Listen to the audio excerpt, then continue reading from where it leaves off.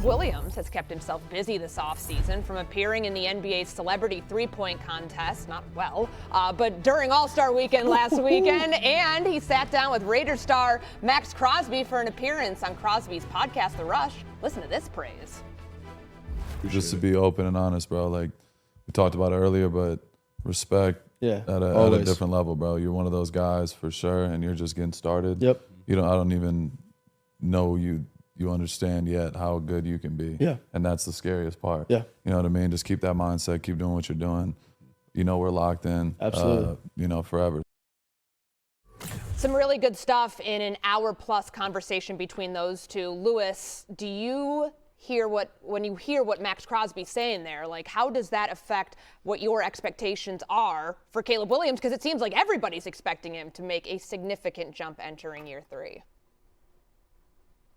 Yeah, they are. And Courtney, as you know, and I think the jump that they're expecting him to make is the efficiency and the consistency by which he plays. Like, you cannot be last in the NFL in completion percentage. You cannot be a sub 60% thrower.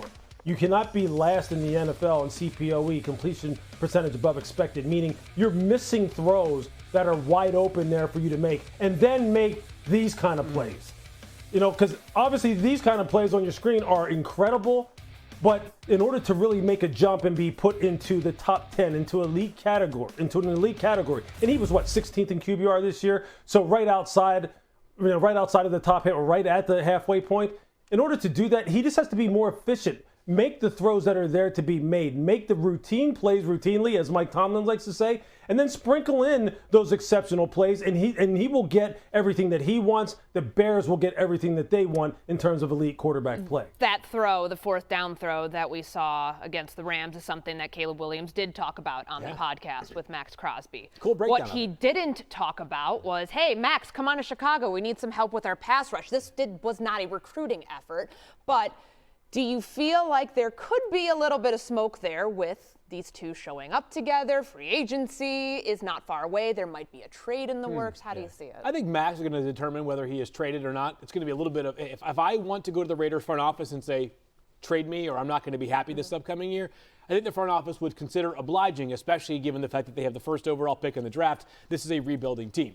But I will say this, though, Courtney, is I think it's pretty clear pretty quickly that NFL players are mesmerized in a good way by Caleb Williams. Like, he's going to have some gravitational pull to Chicago now and going forward, which I think is a pretty bold statement for a guy who's now played just 2 seasons in the NFL. They see the wow factor, the it factor that Caleb Williams brings to the table. And as Lewis noted, 58% completion percentage. Imagine how good Caleb Williams will be, Boog, when he turns that up to even just 65%.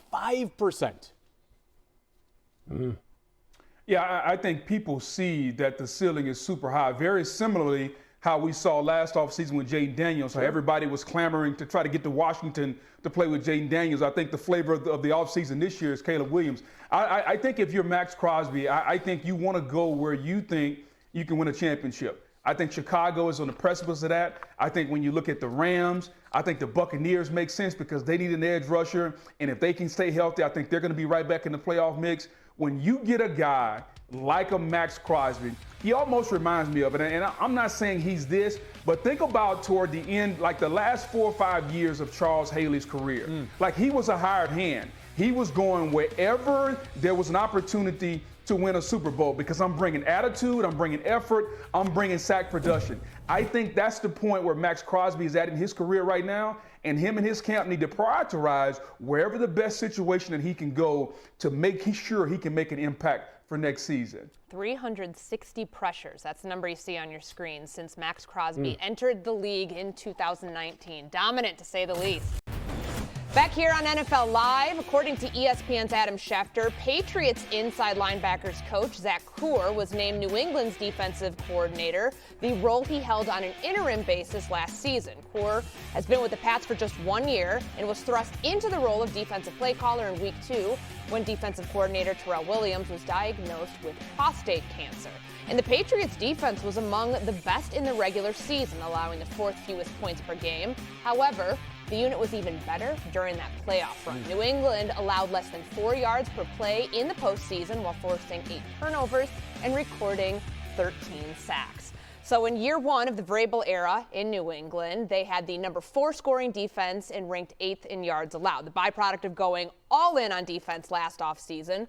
But what about now, Lewis? Should the priority going into this offseason be on the other side of the ball?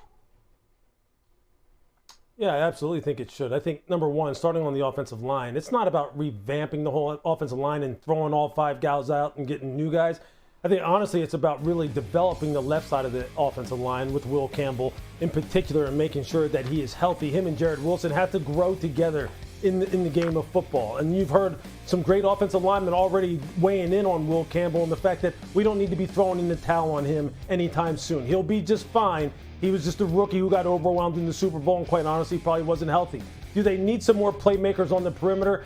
Absolutely. Drake needs a guy, that big-time X or Z that he can go to in crunch time and say, you're my guy, I'm throwing it to you no matter what is happening here. I don't care if you're double team, triple team, I'm throwing it to you because I depend on you. They have a nice 1-2 punch at running back, and obviously Drake himself is someone who has really developed a great rapport with Josh McDaniels. But they need to just continue to develop out the offensive line, get those guys healthy, get them stronger, get another receiver. Defensively, I think they're in very, very good shape. Yeah, I would echo that, Luke, from an offensive standpoint. Defensively, sometimes you can say, okay, we're good here. Let's be better. I think that they got career years out of K'Lavon Chaisson and some of the guys up front. Milton Williams and Christian Barmore, I think maybe the best defensive tackle tandem in the National Football League. Let's build around them. Let's make sure we got some guys coming off the edge consistently that can get some pressure. So let's make the part of our team that was a strength even more of a strength. We got a nice little secondary. The second line defenders at the linebacker position. Can we get the same play out of those guys that we got this year, next season? I think they need to add a piece on the second level. They need to add an edge rusher. But I echo what you said from an offensive standpoint. I think Will Campbell is going to be fine. He's a rookie. You make your biggest improvements in this league as somebody, Lou, you know this, from year 1 to year 2. Sir. And here's the one thing I'll say about Will Campbell. I've been knowing him since he was 17 years old. Yeah. He's got that dog in him. Yeah. And he stood at his locker when they got back to Boston and he talked about, hey, I stunk. I wasn't very good. The one thing I can guarantee you is Will Campbell will be better next year. Now, whether that's good enough to play left tackle and man that island one-on-one, we'll see. But I know he's going to attack it the way I've known this kid since he was 17 years old. Boog, you may recall this game as an LSU grad, but very early on in Will Campbell's college career, he basically had his teeth run through by Jared Verse, now the great Los Angeles Rams defensive end. At the time he was playing for Florida State. And he said that was kind of my welcome to football moment. And it was maybe the best thing that ever happened to Will Campbell, who went on to become a good enough player to go 4th overall in the draft. And we weren't talking much about Will Campbell during the year when the Patriots were racking up wins left and right on their way to the number 2 seed and eventually into the Super Bowl. The Patriots are going to develop him further. This kid's got areas to improve upon. No reason to be waving the white flag now on Will Campbell, which it seems like is a popular topic these days after a tough playoff run. As for the defense, you guys have hit on the key notes. They got to add one more rusher because K'Lavon Chaisson could leave in free agency, and then Harold Landry was excellent for them early in the season. He had that early season juice. The question is, at his age and with some of his health concerns in recent years, can we get a full season of Harold Landry? If ever there was a draft to be in a decent spot at 31 to find a good impact rusher, this is the one. There's a chance, I think, that we see 7 or 8 guys at that pass rusher spot go in the first round. Okay, Fields, we started the show talking about Mike Evans' potential fits. New England, they need some weapons on the outside. Who's got a better deep ball right now in the NFL than Drake May? It's a very short list if anybody is ahead of him. That would be a logical target for them as well. Yeah, love a full circle moment. We have a lot of them here on NFL Live. It's been a great Wednesday. We'll see you tomorrow right here on ESPN.